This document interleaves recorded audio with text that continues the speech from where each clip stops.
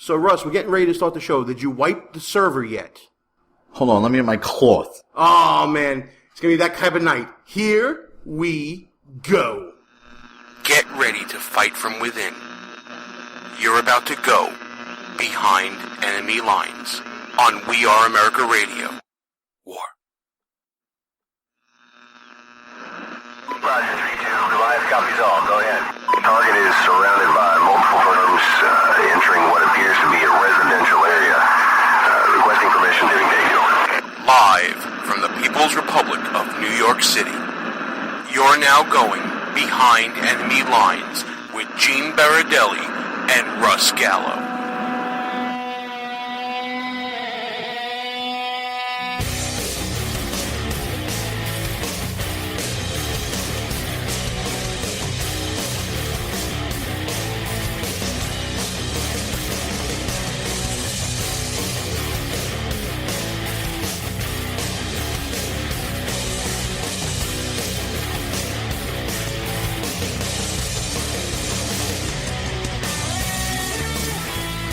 And you are now behind enemy lines.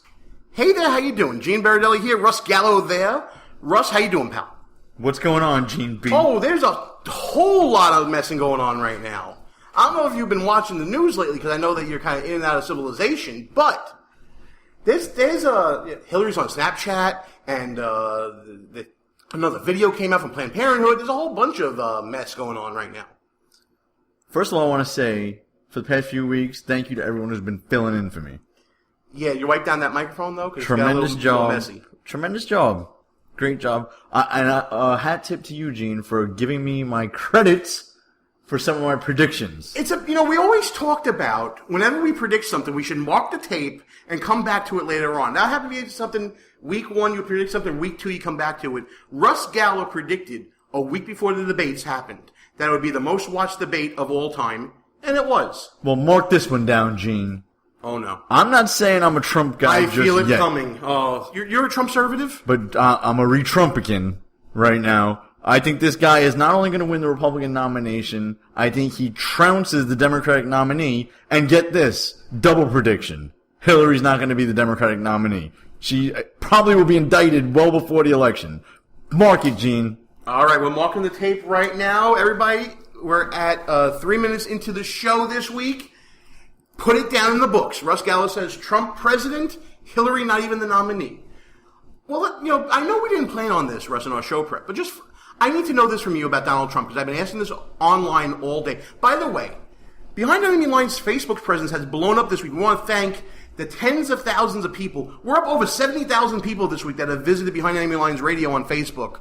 Thank you so much, one and all, that have done that.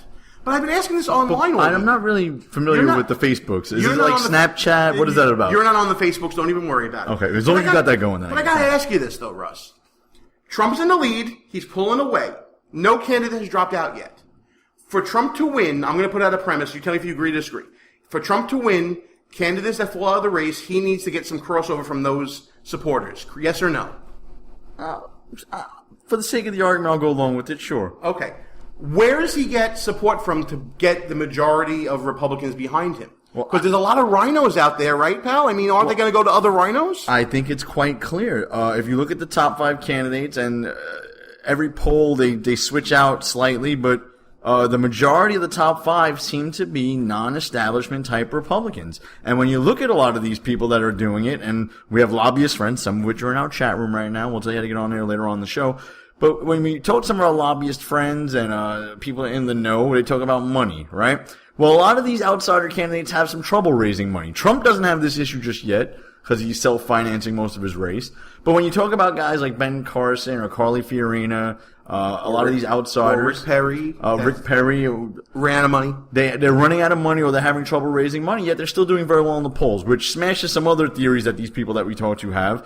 But that aside, as these outsiders that are in the top 5 currently drop out, an outsider, someone who supports an outsider like Ben Carson, isn't jumping onto the Jeb Bush bandwagon after Carson drops out. But those people aren't dropping out anytime soon. They're not. They're going to be around. But they're not. Okay, but this is where I do agree with some of our wacky lobbyist friends. You almost said liberal.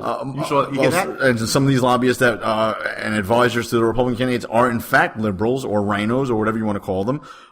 It does take some money. Not necessarily to get your message out there, which it definitely plays a role. But your Republican primary voting universe is small.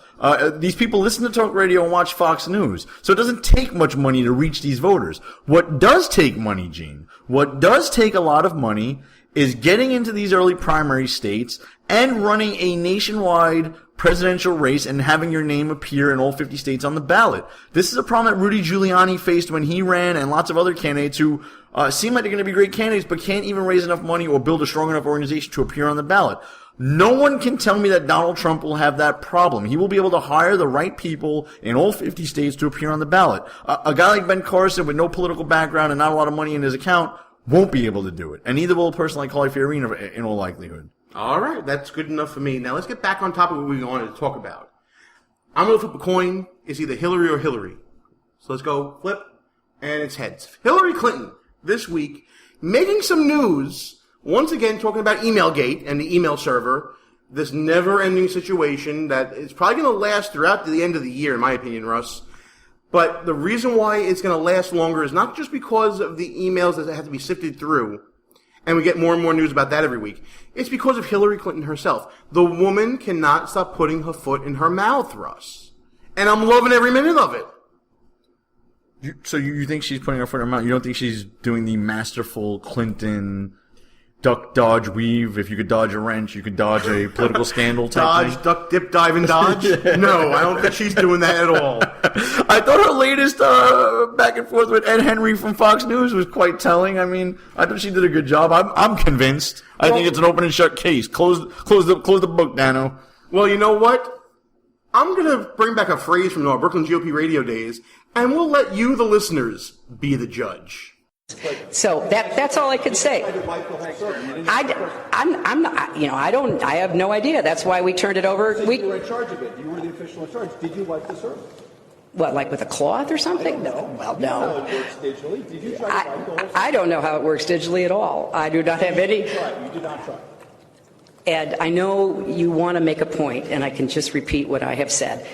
In order to be as cooperative as possible, we have turned over the server. They can do whatever they want to with the server to figure out what's there or what's not there.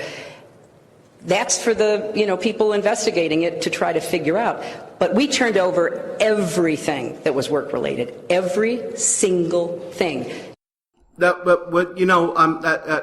Come on. Are you serious? Tell me that wasn't the most contrived thing you've ever heard in your life. Let's Wiped hear it with a cloth. Let's hear this one part one more time. I just got to do it again. I'm not, I have no idea.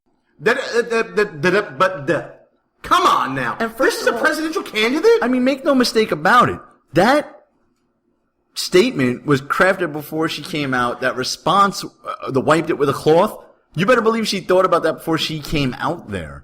And this is the best they can come up with. I guarantee you that was the private joke going around the campaign office before she went out there. This is a serious matter, Gene. It's a serious matter, and Hillary, a woman who's running for president, would never joke about such a serious thing. Never. I don't know. I put it to Hillary. Hillary, would you ever joke about something like this? I'm not, I have no idea.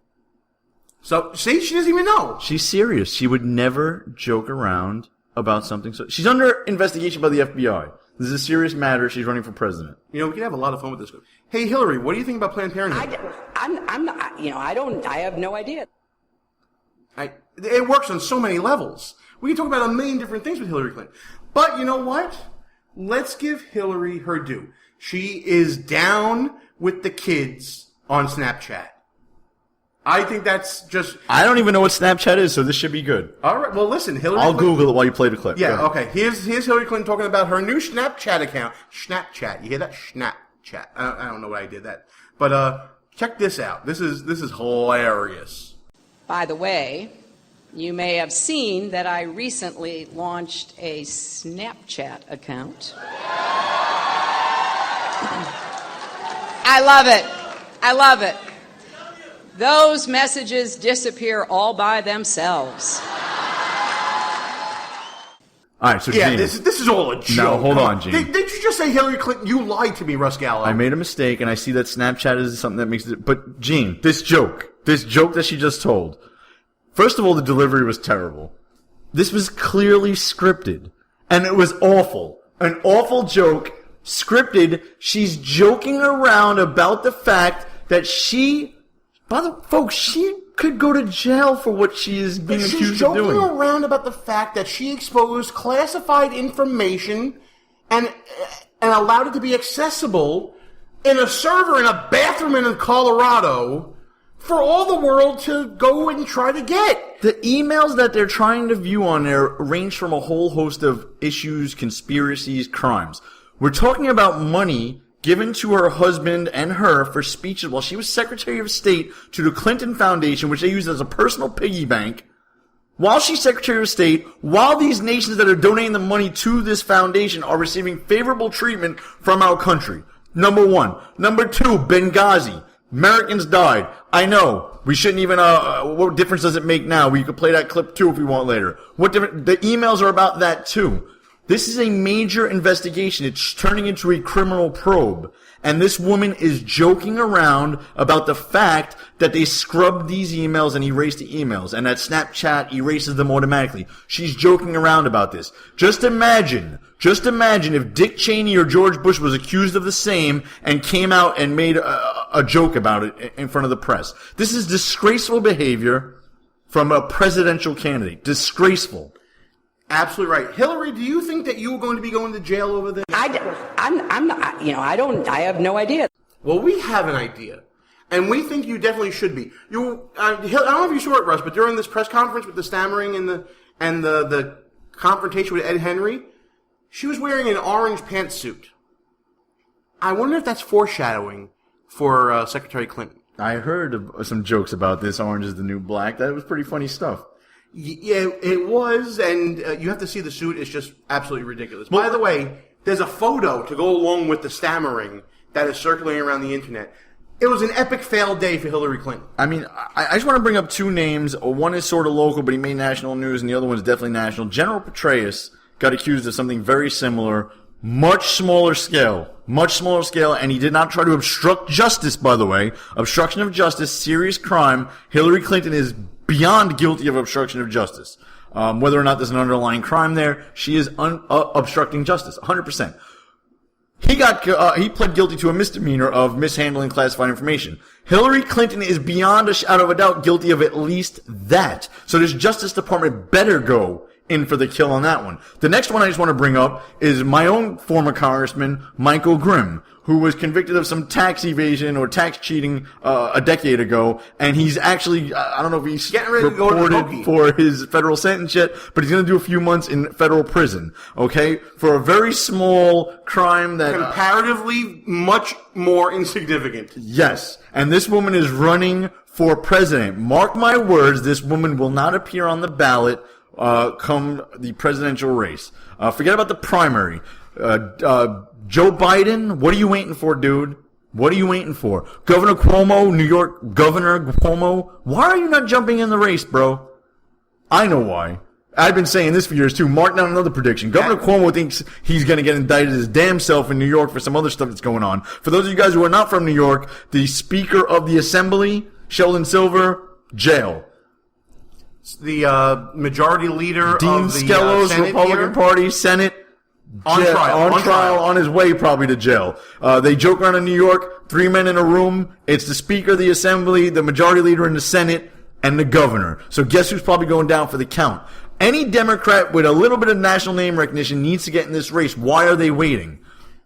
Well, I mean, listen, the two big names out there, I see it in the chat room right now. And by the way, folks, during our live shows here on Behind Enemy Lines on We Are America Radio, the number one political talk station on Live365.com, we got a chat room going on, and it is hopping every week. Lots of great conservatives and some rhinos here and there as well, contributing to our idea pool, and we interact with them during the show. We steal information from... I'm sorry, we don't steal. We borrow information from the chat room every now and then, and we put it on air. And one of the names coming up in the chat room right now, Russ, is Al Gore. That's how far back you have to reach to go into the Democratic bench on a national scale. We're moving forward, Gene. Moving The Democratic Party is moving forward to 1998 Al Gore. We're moving forward with rich, white, 1% males. That's